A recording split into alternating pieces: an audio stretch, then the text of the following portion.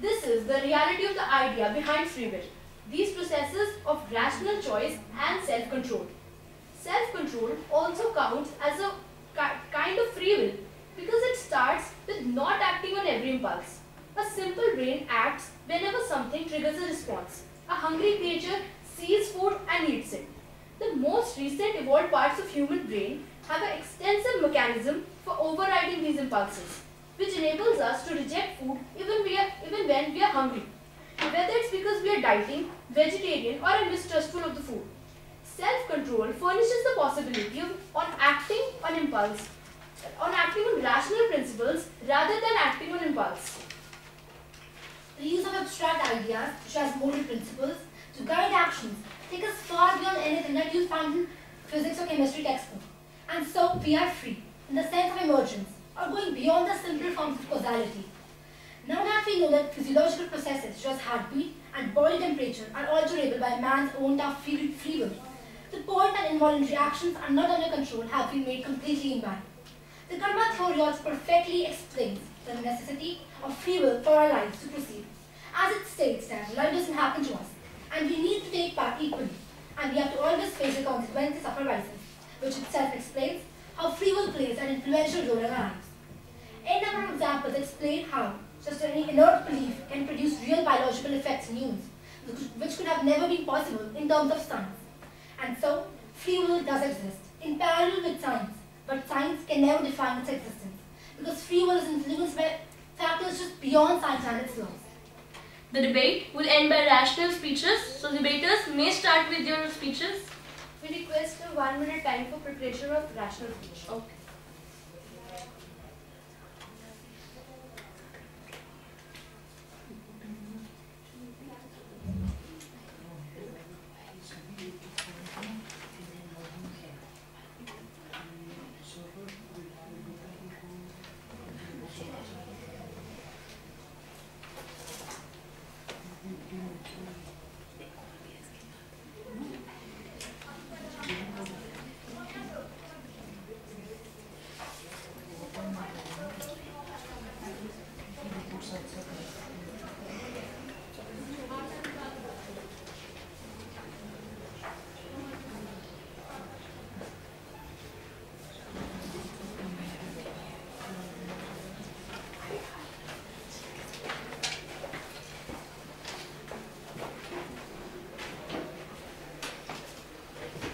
Affirmative speakers, please start. As we proceed to the conclusion of this debate, we would like to conclude by saying that science is a way of thinking, calming our imaginations and then forming conclusions. But it denies any contradictions like free will that tries to find ways through the laws on which the universe works. Free will, from my perspective, is like a sailing ship. We are buffeted by innumerable forces out of our control and will inevitably get somewhere regardless of what we do, as Charles Darwin says. Everything in nature is the result of fixed laws. That is, everything is predetermined and everything has a prior cause, and the result is the effect. The nature of an action is caused and determined by the nature of the entities that act, and no entity can act in contradiction to its nature. Our actions are also determined, as mentioned frequently, by our genes and the environment in which we dwell. It seems to me to make a little sense to try to distinguish sharply between acts that result from conscious intention and those that are reflexive or that are caused by disease or damage to the brain. We feel ourselves usually to be in control of our actions, but that feeling is itself a pretension of the brain, whose machinery has been designed on the basis of its functional utility by means of natural selection. The sense of will is just an invention of the brain. Thank you. Negation, please start.